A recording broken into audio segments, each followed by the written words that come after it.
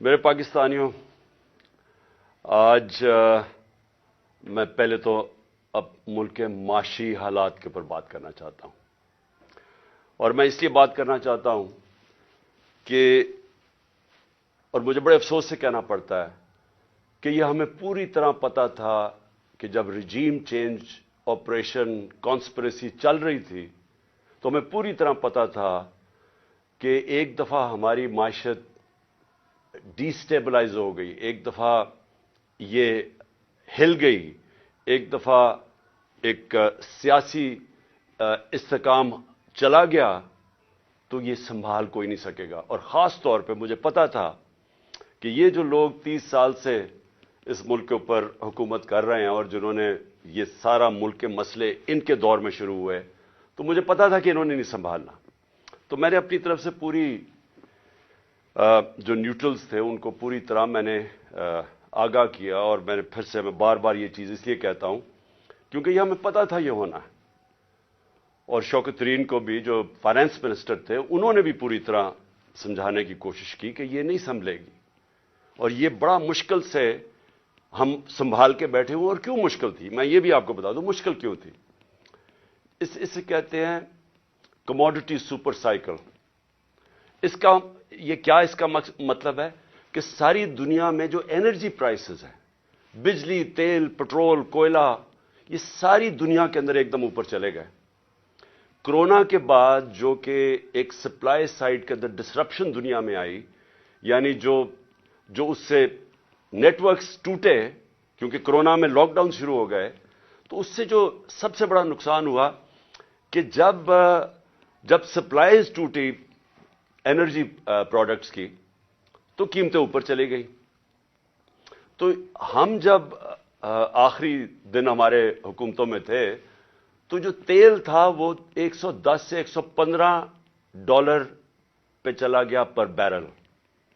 آج بھی اوپر بھی گیا، 70-75 سے لے کے آج 85 پہ ہے۔ تو جب ہم تھے تو جب تیل اوپر جاتا ہے تو سب کچھ اوپر چلا جاتا ہے، اور پھر جس طرح میں نے کہا کہ باقی بھی جو کوئلہ اور گیس، یہ سب اوپر چلے گئے۔ تو ہمارے لیے مشکل تھا بڑا، کیونکہ ہم بڑا بیلنس کر رہے تھے کہ ایک طرف لوگوں کو بھی مہنگائی سے بچائیں، لیکن امپورٹڈ انفلیشن آ رہی تھی باہر سے، جو بھی چیزیں باہر سے آ رہی تھی۔ اب گھی، وہ پام آئل اوپر چلا گیا تو گھی کی بھی قیمتیں، دالیں اوپر چلی گئیں، تو ہم بڑی مشکلوں سے بیلنس کر رہے تھے۔ تو اس لیے ہم نے اپنی پوری کوشش کی بتانے کے لیے کہ دیکھیں، اگر آپ نے اس وقت یہ سازش کو کامیاب ہونے دیا تو یہ سنبھلے گی نہیں۔ تو آج مجھے بڑا افسوس سے کہنا پڑتا ہے کہ ہم اب ادھر چلے گئے ہیں کہ میں نہیں کہہ رہا، یہ معیشت کے ایکسپرٹ سے آپ پاکستان میں پوچھ لیں، بلکہ باہر بھی جو مضمون لکھے جا رہے ہیں پاکستان پہ، فائنینشیل ٹائمز میں ابھی پاکستان کے اوپر مضمون آیا ہے، سارے اب ایک بڑا خوفناک اور خطرناک پاکستان کی ایک پکچر بتا رہے ہیں کہ ہم جا کدھر رہے ہیں۔ اب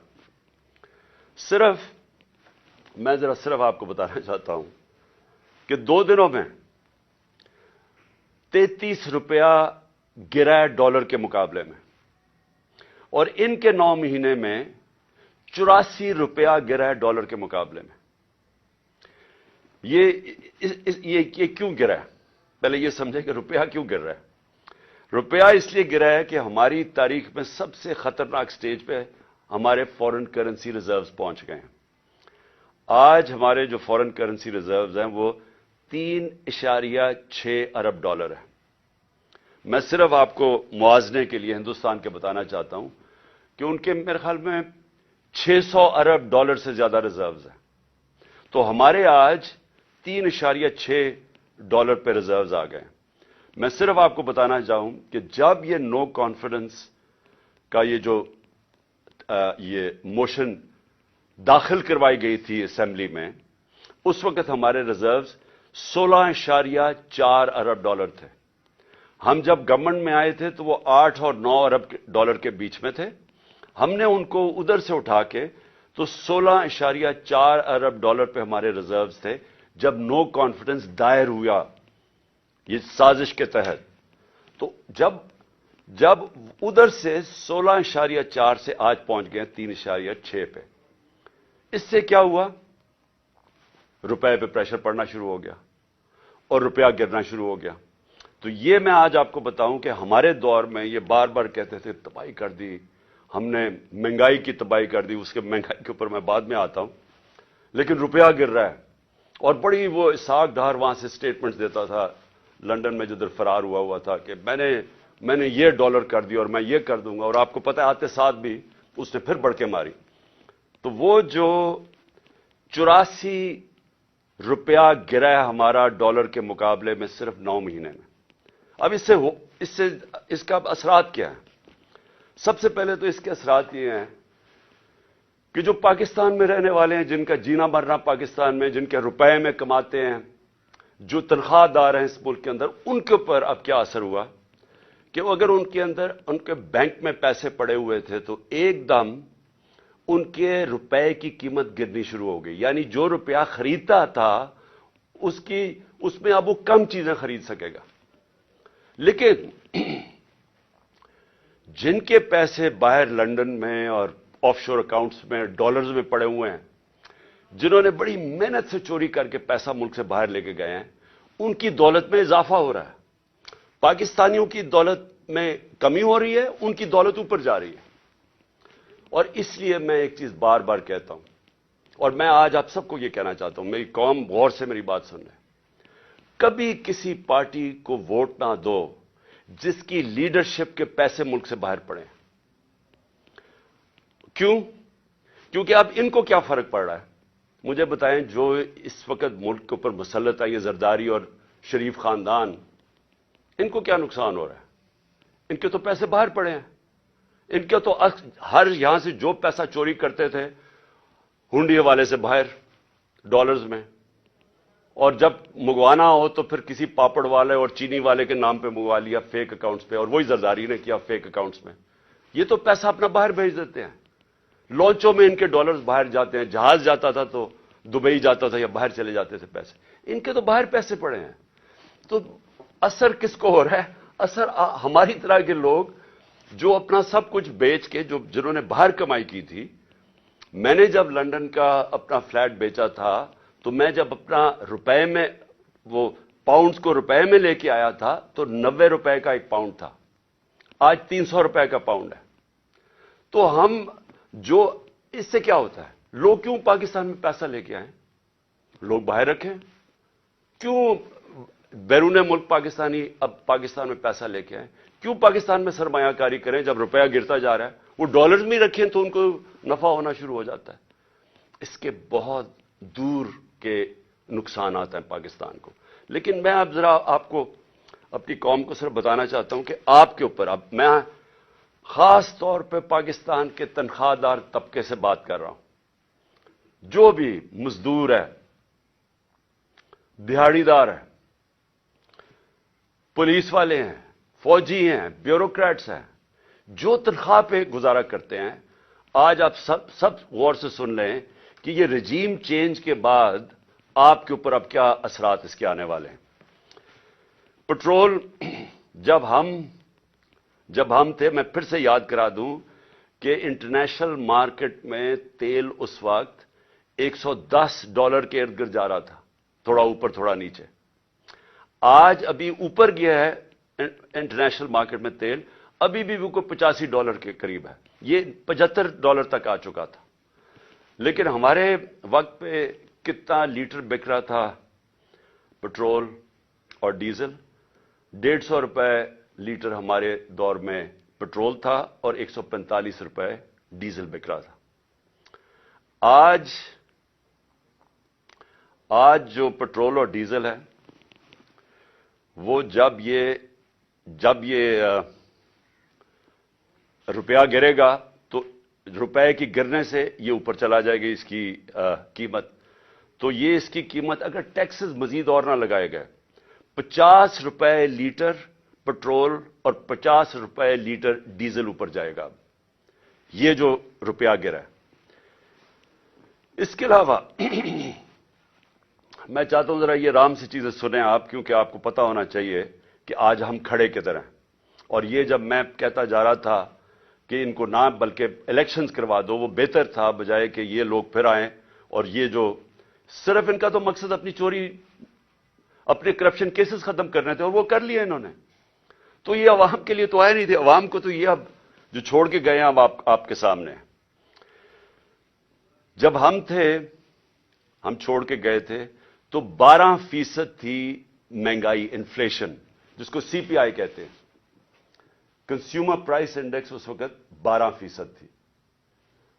آج وہ 35% پہ جائے گی. یہ جو اب روپیہ گرا ہے اس سے اب یہ جائے گی 35% کے اوپر. اور جو دوسری ایک اور جس کو کہتے ہیں سینسٹیو پرائس انڈیکس، وہ ہوتا ہے، وہ مہنگائی وہ چیزیں ہوتی ہیں جو لوگوں کے استعمال میں، کھانے پینے کی چیزیں، بجلی، گیس، جو عام لوگوں کو افیکٹ کرتی ہیں. وہ ہمارے دور میں ہم 16 روپے چھوڑ کے گئے تھے. اور یہ یاد رکھیں تب قیمتیں سب سے اوپر تھیں ساری.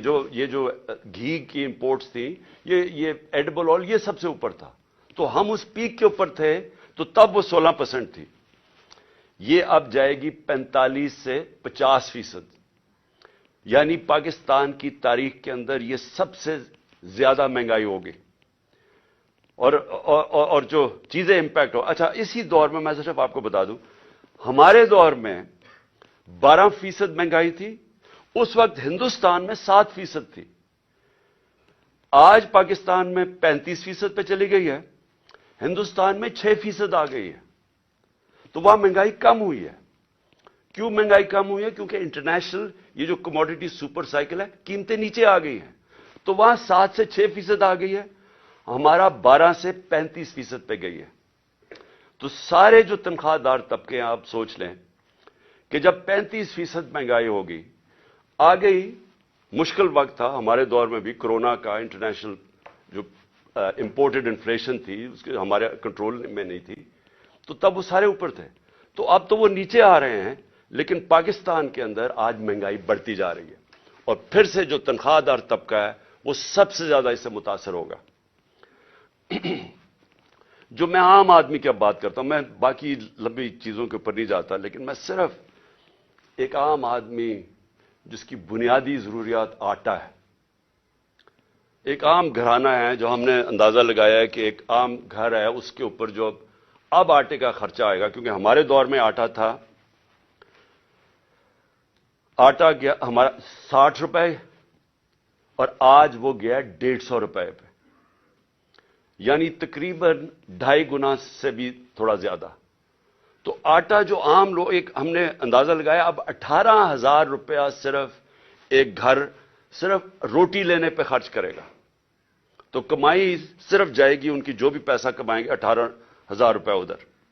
جو عام آدمی استعمال کرتا ہے پیاز، ہمارے دور میں 44 روپے کلو تھا، آج وہ چلا گیا 230 روپے کلو.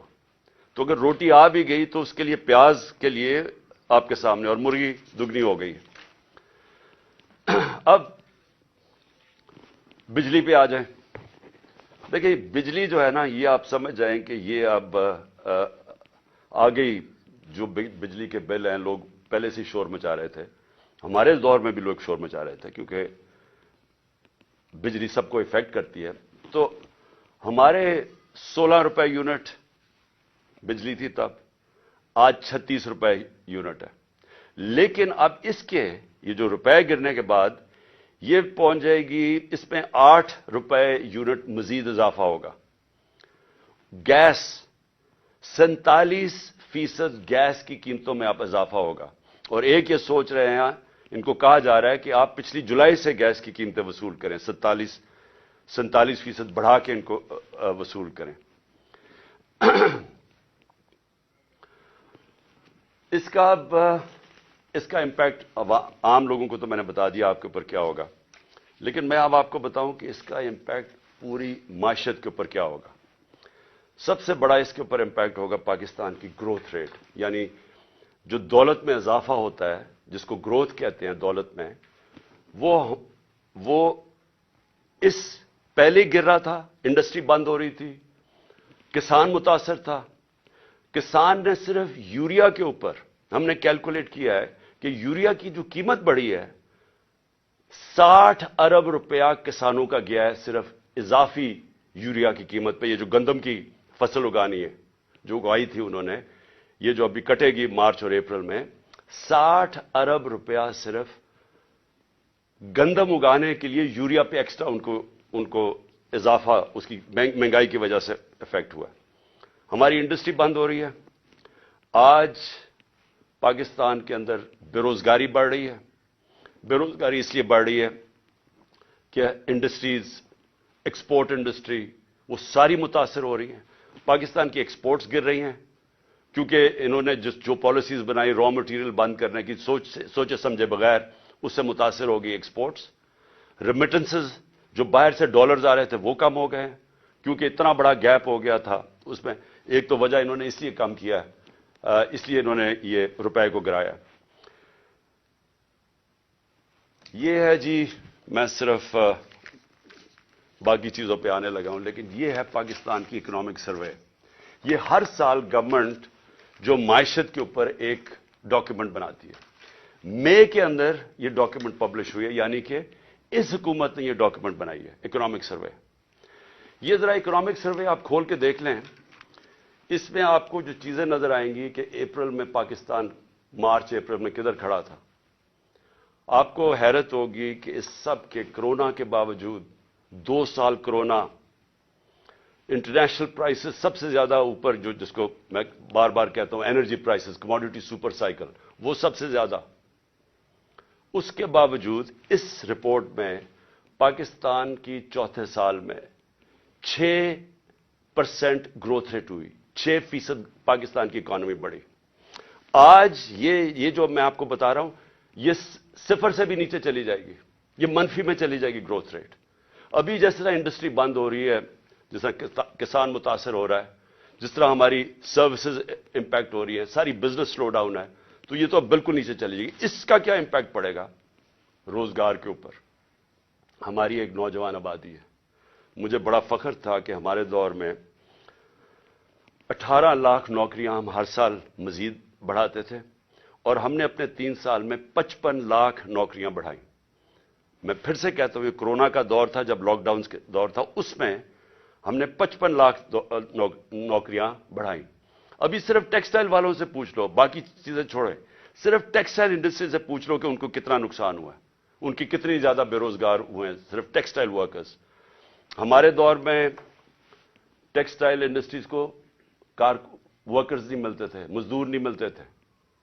आज ये हालात है, आप फैसलाबाद जाके देख ले तो आपको नजर आ जाएगा कि किस तरह की बेरोजगारी है और मजीद आगे आ रही है।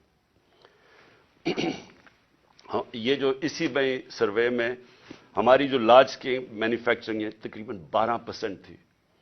ये 17 साल के बाद हमारी इंडस्ट्री भी ऊपर गई, हमारी ज़राअत भी ऊपर गए, हमारी सर्विसेज इंडस्ट्रीज भी ऊपर गई। रिकॉर्ड टैक्स कलेक्शन हुई। हमारे जो जिस रेट पे हमारा टैक्स बढ़ा था, ये भी रिकॉर्ड था पाकिस्तान में, 6000, ये इसमें सब कुछ है, 6000 अरब रुपए से ऊपर हमारा टैक्स कलेक्शन हो गए। तो हर चीज जब ऊपर जा रही थी, जब ये चेंज आया। अब मैं इसकी जरा आपको अगली चीज बताता हूं कि अब हम मुल्क जा किस तरफ रहा है। मैं इसलिए ये कहना चाहता हूं कि मुझे अब सबसे पहले तो खौफ आ रहा है कि जब मैंने पहले बात की थी कि ये जब मायशत नीचे चली जाएगी और इनके होते नीचे जाएगी, क्योंकि इसहाक डार जब 99 में जब छोड़ के गया था मायशत, तो तब भी वो लाइफ सपोर्ट मशीन पे थी, और इसके बाद 2018 में भी वो बुरी तरह छोड़ के गया था, एक्सपोर्ट्स में कोई इजाफा नहीं था। और अब आके उसने वहां ले गया है कि पाकिस्तान की नेशनल सिक्योरिटी को खतरा है। मैं इसलिए ये कह रहा हूं कि जिन लोगों ने अब बेल आउट करना है पाकिस्तान को, इसमें से जो निकालेंगे, जो हम अब उनसे भीख मांगेंगे, क्योंकि हमारी आमदनी की अब तो है ही नहीं, जिधर से हमने डॉलर कमाने थे वो तो नीचे जा रहे हैं, रेमिटेंसेस, और अगर एक्सपोर्ट्स नीचे जा रही है तो हमारे तो डॉलर कम हो रहे हैं अब। तो अब हमने किसी से हाथ फैला के जो भी मदद मांगेंगे, ये याद रखें कि वो एक कीमत मांगेंगे। खुदा ना खास्ता वो उस तरफ ना जाएं जो अब श्रीलंका को उन्होंने कहा है कि 50% अपनी फौज कम करो। مصر کو بھی IMF نے کہا کہ اپنے فوج کے خرچے کم کرو. تو جو بھی آپ بیل آؤٹ کرے گا وہ آپ کنڈیشنز دے گا.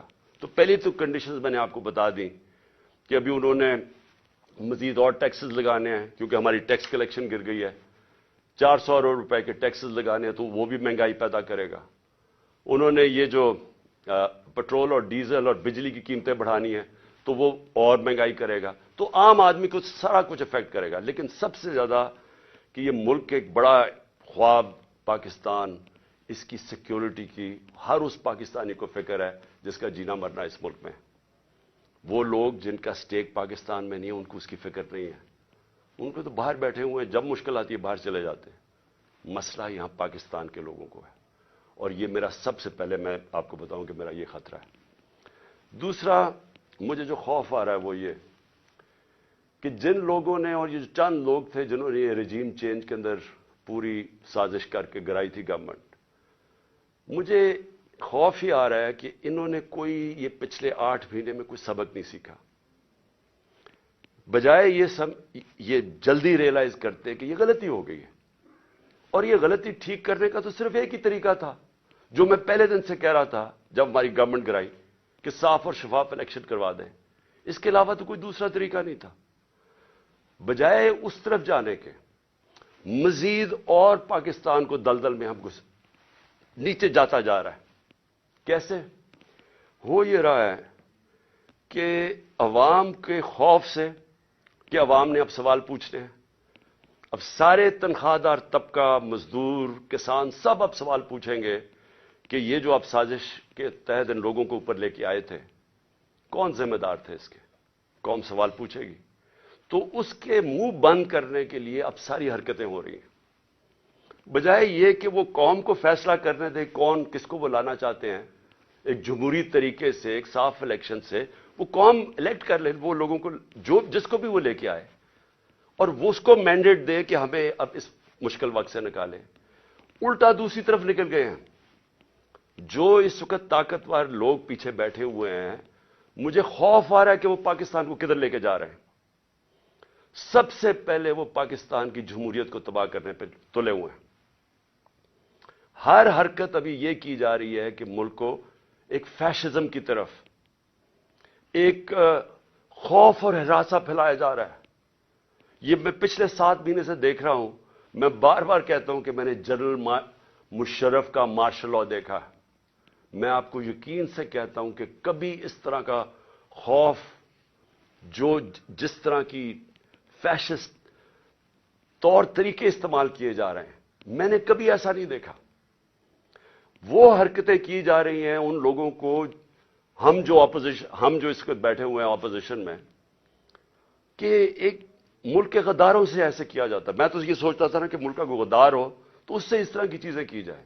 کوئی بیرونی ملک سے کوئی اسپائے آیا ہوا کلبوشن ٹائپ، اس سے میں نے کبھی نہیں یہ سوچا تھا کہ اپنے لوگوں سے اس طرح کے جو اسٹریٹجی، جو ٹیکٹکس استعمال کی جا رہی ہیں، اور جو کبھی کسی کو اعظم سواتی کو جو اس کے اوپر ظلم کیا صرف خوف پھیلانے کے لیے، فواد چودھری اس کو اٹھا لیا جس طرح، اور رات کے اچھا آتے بھی ہیں، چلے دن کے وقت آ کے اٹھائیں، وارنٹ دکھا کے اٹھائیں.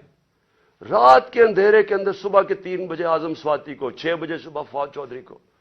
یعنی کون؟ ہم کوئی قوم کے مجرم ہیں. اور اس کے علاوہ جو میڈیا سے کیا، جو ارشد شریف سے کیا، میڈیا کے لوگوں کی صرف آواز بند کرانے کے لیے، اس ملک کی جمہوریت ختم کرنے کے لیے، تاکہ لوگوں کو ڈر سے کہیں لوگ ان چوروں کے پیچھے لگ جائیں. ساری کوشش کی جا رہی ہے کہ ہم گھبرا کے، ڈر کے ہم کہیں جی چلیں ٹھیک ہے جی یہ چوری قبول ہے. میں آج اپنی قوم کو بھی بتانا چاہتا ہوں اور وہ لوگ جو یہ کر رہے ہیں ان کو بتانا چاہتا ہوں کہ آپ ملک کو ادھر دھکیل رہے ہیں، یہ ساروں کے ہاتھوں سے نکل جانا ہے. ابھی اس طرف تقریباً پہنچ گئے ہم. یہ جو معیشت سے ہوا ہے، یہ جو مہنگائی آ رہی ہے، اور ایک طرف مہنگائی آ رہی ہے، دوسری طرف بے روزگاری آ رہی ہے، اور تیسری طرف تنخواہ دار طبقہ ہے. جب اس کی تنخواہ ختم ہو جائے گی 10-12 دنوں کے اندر، وہ کیسے گھر گزارا کریں گے؟ تو یہ تو ابھی آواز اٹھنے والی ہے اس قوم کے اندر.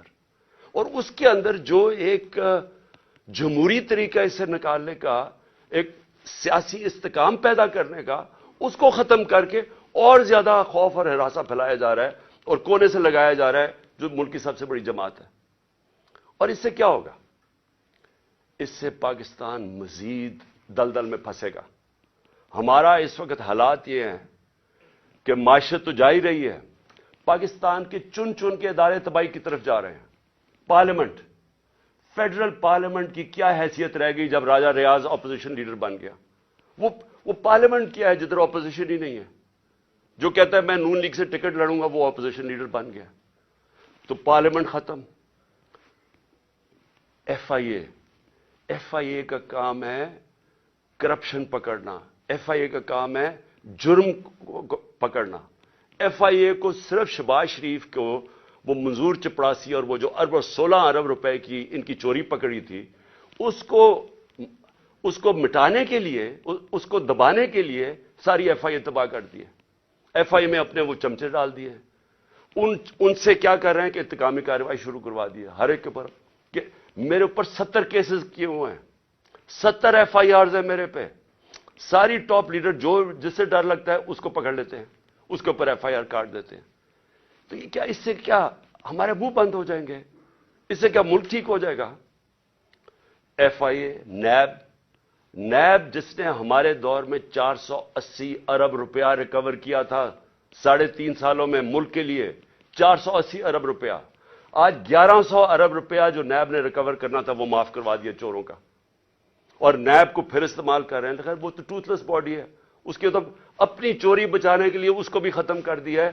یعنی لائسنس دے دیا ہے پاکستان میں وائٹ کالر کرائم کو. آج طاقتور اب چوری کرے گا جو ملک سے پیسہ باہر بھجوا دیتا ہے.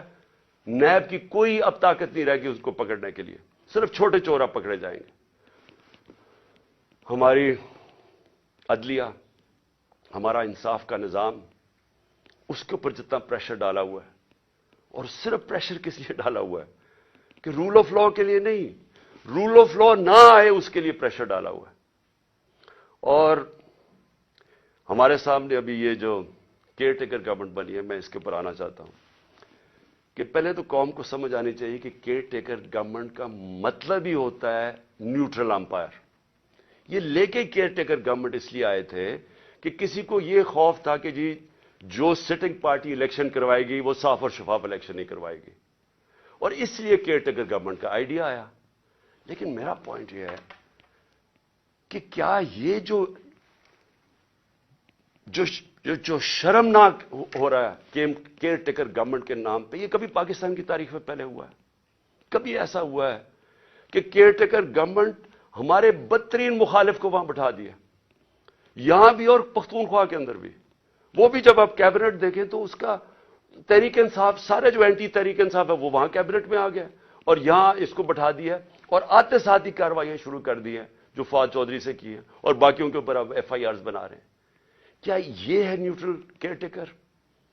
یعنی کوئی قوم کو اتنا بیوقوف سمجھا ہوا ہے کہ آپ ایک طرف نیوٹرل امپائر کھڑا کر رہے ہیں اور بدترین ہمارے مخالف یہاں کھڑے کر دیے لا کے. اور پھر کیئر ٹیکر گورنمنٹ کیا کرتی ہے؟ میں ایک کیس صرف بتانا چاہتا ہوں، یہ جو جے آئی ٹی کا ہے. اب جے آئی ٹی بنی تھی، میں پہلے بھی اس کے اوپر بات کر چکا ہوں. یہ بنی تھی جو میرے اوپر حملہ ہوا، جو مجھے قتل کرنے کی طاقتور لوگوں نے جو سازش کی، اور جو میں ابھی بھی میری ٹانگ اس سے ریکور کر رہی ہے، میری ہڈی پوری طرح نہیں ابھی تک جڑی.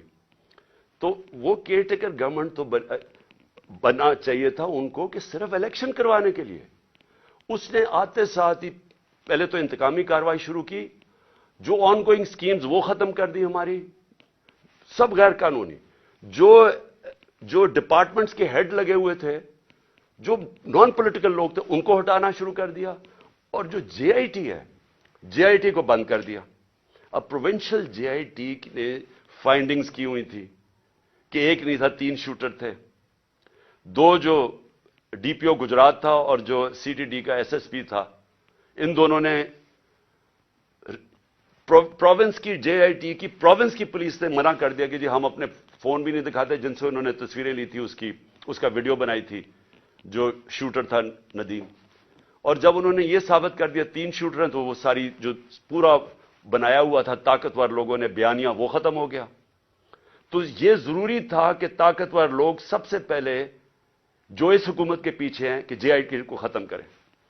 اب جے آئی ٹی کا جو انہوں نے ایک اینٹی کرپشن کا آدمی لے کے آئے ندیم سرور، اس نے کیا کیا ہے، اس نے آتے ساتھ ہی سسپینڈ کر دیا جو انویسٹیگیٹنگ آفیسر تھا، اور سارا جو جے آئی ٹی کا ریکارڈ ہے وہ سیل کر دیا. کس چیز کا ڈر ہے؟ میں یہ سوال پوچھتا ہوں کہ اگر کسی نے کوئی غلط کام نہیں کیا تو ان کو ڈر کس چیز کا ہے؟ آخر ایک سب سے بڑی پارٹی کے ہیڈ ایکس پرائم منسٹر کو قتل کرنے کی کوشش کی گئی ہے. یہ انویسٹیگیشن کیوں بند کی جا رہی ہے؟ آپ چیلنج کر سکتے ہیں بعد میں، جب جے آئی ٹی کا رزلٹ آئے تو عدالت میں پیش ہو رہا ہے، تو اس کے اوپر پوری دوسری طرف کی سائڈ کی آ سکتی ہے. لیکن انویسٹیگیشن کیوں بند کر رہے ہیں؟ کیوں اتنا خوف زدہ ہے؟ اور میں آج اپنی ساری قوم کو یہ بتانا چاہتا ہوں کہ دیکھیں، مجھے جب پہلی دفعہ پتا چلا جب ہماری گورنمنٹ ہٹائی گئی، تو مجھے پتا چلا کہ مجھے قتل کرنے کی سازش ہوئی ہے. میں نے ویڈیو بنا کے باہر بھیج دی. 4 لوگ تھے بند کمروں میں جنہوں نے فیصلہ کیا مجھے قتل کرنے کا، اور میں نے بتا دیا، اور پبلک جلسے میں بتایا کہ یہ میں نے کر دیا، اور اگر مجھے کچھ ہوگا تو یہ ویڈیو ریلیز ہو جائے گی. اس کی وجہ سے وہ پیچھے ہٹ گئے. اگلا انہوں نے پلان بی بنایا، دینی انتہا پسند کے نام پہ مجھے قتل کیا جائے. وہ بھی مجھے پتا چل گیا. میں نے تب جا کے 2 پبلک جلسوں کے اندر بتایا کہ یہ کرنے لگے ہیں. پہلے انہوں نے ویڈیو بنائی، پھر میرے اوپر پوری سازش کی، پوری کیمپین بنائی کہ جی اس نے توہین کر دیا مذہب کی. وہ پوری سازش چلی، اور اس کے بعد میں نے پہلے بتایا، اور پھر انہوں نے تقریباً کامیاب ہو گئے تھے. تو اللہ کا کرم ہے، بچانے والا، زندگی دینے والا. اب یہ تیسرا پلان سی بنا ہے. آصف زرداری اس کے پیچھے ہے. کرپشن کا پیسہ اس کے پاس بے تحاشا ہے. سندھ حکومت سے یہ باقاعدہ، سندھ حکومت سے جو پیسہ لوٹتا ہے وہ یا الیکشن کے اوپر لگا دیتا ہے، یا سینٹ کے الیکشن میں ایم پیز کو خریدنے پہ لگا دیتا ہے. جو بھی الیکشن آزاد کشمیر کا، گلگت بلتستان، بے تحاشا پیسہ پھینکتا ہے، کیونکہ چوری کا پیسہ ہے. یہ پیسہ اس نے لگایا ہے ایک دہشت گرد تنظیم کو، اس نے پیسہ دیا ہے. سہولت کار اس میں طاقتور ایجنسی کے لوگ ہیں جو یہ مل کے 3 طرف یہ فیصلہ ہوا ہے، اور انہوں نے اگلی واردات کرنی ہے. میں آج اپنی قوم کو بتا رہا ہوں، اور میں اس لیے بتا رہا ہوں کہ میں جو نام میں نے دیے ہیں وہی نام وہ بھی آئیں گے، اور آصف زرداری کے علاوہ. تو میں اس لیے یہ کر رہا ہوں کہ زندگی موت تو اللہ کے ہاتھ میں ہے. میں نے تو نکلنا ہے، جیسے میں ٹھیک ہوں گا. میں نے تو اب الیکشن کیمپین پہ نکل جوں گا، نہیں تو ویسے کیمپین پہ نکلوں گا. لیکن میں تو بند میں نہیں ہوں گا. لیکن مجھے کچھ ہوا تو ساری قوم کو پتا ہونا چاہیے کہ کون لوگ تھے جنہوں نے یہ کروایا، تاکہ میری قوم ان کو معاف نہ کرے، یہ انجوائے نہ کر سکے اس کے بعد زندگی. تو میں اس لیے ان کے نام لکھیں. لیکن میں اور اب آخر میں جو چیز کہنا چاہتا ہوں، یہ دیکھیں، اس وقت جو سب سے یہ جو فیشزم، جمہوریت کی تباہی، پارلیمنٹ کی تباہی، اداروں کی تباہی، صرف ایک مقصد کے لیے کہ ان کی چوری چھپ جائے، ان چوروں کی، اور کسی طرح عمران خان اور تحریک انصاف کو ہرایا جائے یا عمران خان کو راستے سے ہٹایا جائے. تو یہ سب کچھ اس ملک کو تباہی کی طرف دھکیل رہے ہیں ایک ہی وجہ سے. خوف یہ ہے کہ کہیں پتہ نہ چل جائے کہ جو اصل سازش کی، یہ جن لوگوں نے یہ جو سب کچھ کیا ہے، وہ اس کو بچانے کے لیے اب یہ ساری ایک غلطی کر کے بجائے وہ غلطی ٹھیک کریں، مزید اور غلطیاں ہوتی جا رہی ہیں. میں جو آخر میں اپنی عدلیہ سے اور اپنی عوام سے 2 چیزیں کہنا چاہتا ہوں. اپنی عدلیہ سے، ساری قوم آپ کی طرف دیکھ رہی ہے. یہ پاکستان کے ڈیفائننگ مومنٹس ہیں. یہ وہ ایک قوم کی تاریخ میں فیصلہ کن وقت آ جاتا ہے جب ہر کوئی بے نقاب ہو جاتا ہے. یہ 8-9 مہینے کے اندر بہت لوگ بے نقاب ہوئے ہیں. وہ لوگ جو صحافت میں تھے، جو اداروں میں بیٹھے ہوئے تھے، سیاستدان، سب بے نقاب ہو گئے. سب سے پہلے تو یہ شکر ہے قوم کو پتہ چل گیا کہ اسحاق ڈار اور شہباز شریف وہ پنجاب سپیڈ اصل میں کیا تھی وہ اشتہاروں میں تھی، اور اسحاق ڈار کتنا بڑا جینیس وہ سب کو پتا چل گیا. لیکن اس وقت یہ عدلیہ کا بہت بڑا امتحان ہے. ہم سب آپ کی طرف دیکھ رہے ہیں. یہ ٹائم ہے آپ کو اس ملک کی جمہوریت اور ہمارے فنڈامنٹل رائٹس کو بچانا. جس طرح کی کیئر ٹیکر گورنمنٹ بنائی گئی ہے یہ توہین ہے اس قوم کی، یہ ہماری آئین کی توہین ہے. یعنی ایسے لوگوں کو بٹھا دیے لا کے، یہ کیسے نیوٹرل ہو گئے جو آپ کے بدترین دشمنوں کو اوپر لا کے بٹھا دیا، اور پھر الیکشن نہیں ہو رہا ہے. آئین بڑا کلیئر ہے کہ 90 دن میں الیکشن ہونے ہیں، اس پہ کوئی گنجائش نہیں، اور جو نہیں کرواتا آرٹیکل 6، یہ سیدھا سیدھا ہے. تو اس سٹیج کے اوپر یہ گورنمنٹ پوری طرح کوشش کر رہی ہے کہ الیکشن نہ ہو. ان کو کوئی فکر نہیں ہے جمہوریت اور آئین کی، ان کو صرف پڑی ہوئی ہے کہ ان کی کسی طرح ڈرے ہوئے ہیں الیکشن سے، عوام سے ڈرے ہوئے ہیں، اور ان سے بچنے کے لیے ان کو کوئی فکر نہیں ہے کہ عوام کی مینڈیٹ کیا ہوتا ہے، ان کو کوئی فکر نہیں ہے کہ آئین کیا ہوتا ہے، رول آف لا کیا ہوتا ہے، ان کو کوئی فکر نہیں ہے. پیسہ بچا رہے ہیں انہوں نے. اور انہوں نے، میں آج آپ کو کہہ رہا ہوں، جیسے ہی مشکل وقت آ گیا باہر بھاگ جائیں گے ملک سے، کیونکہ ان کے سٹیکس پاکستان میں نہیں ہیں. تو جن کے سٹیکس پاکستان میں ہیں، میں اپنی عدلیہ سے کہنا چاہتا ہوں کہ ہم آپ کی طرف دیکھ رہے ہیں. دونوں ملک کے آئین کو بھی پروٹیکٹ کریں، ہمارے فنڈامنٹل رائٹس کو پروٹیکٹ کریں.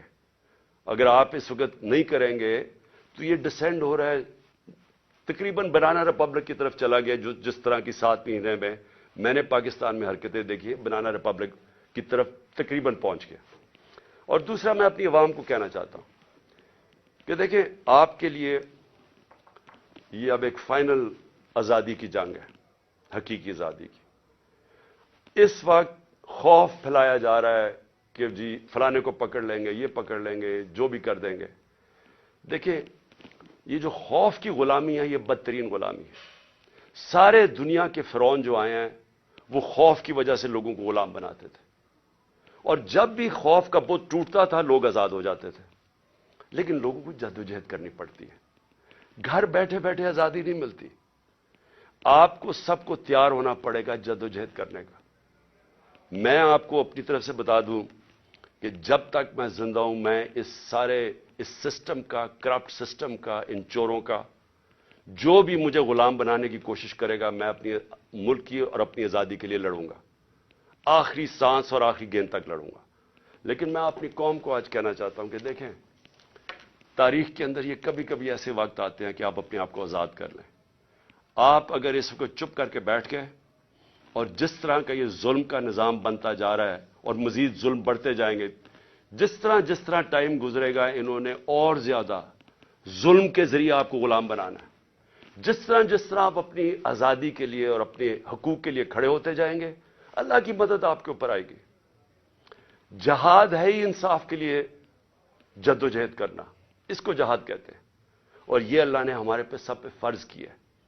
تو میں آپ سب کو آج اپیل کر رہا ہوں آپ کے لیے کہ آپ نے آنے والے دنوں میں جس طرح کہ یہ ہمیں کوشش کر رہے ہیں کہ عوام کی آواز بند کرنے کی، ہمیں غلام بنانے کی، آپ نے جدوجہد کے لیے تیار رہنا ہے. میں انشاءاللہ پھر سے آپ کو بتا دوں کہ میں اس کے لیے پوری طرح تیار ہوں. میں آخری دم تک کھڑا ہوں گا، اور آپ نے اس ملک کے مستقبل کو بچانے کے لیے آپ نے کھڑے ہونا ہے. معیشت کا آپ نے دیکھ لیا حالات، آپ نے دیکھ لیے کہ یہ جس طرح کی مہنگائی 50 سال میں ایسی مہنگائی نہیں آئی جو اب آئی ہے، اور مزید ابھی اور آگے آئے گی. اور یہ صرف یہ سمجھ رہے ہیں کہ اگر آپ کو ڈرا دھمکا دیں گے اور میڈیا کے پیسے دے کے چند لوگوں کو اپنے ساتھ ملا کے تو اس طرح بھیڑ بکریوں کی طرح آپ کو دبا دیں گے، یہ اس کے پر امید لگا کے بیٹھے ہیں.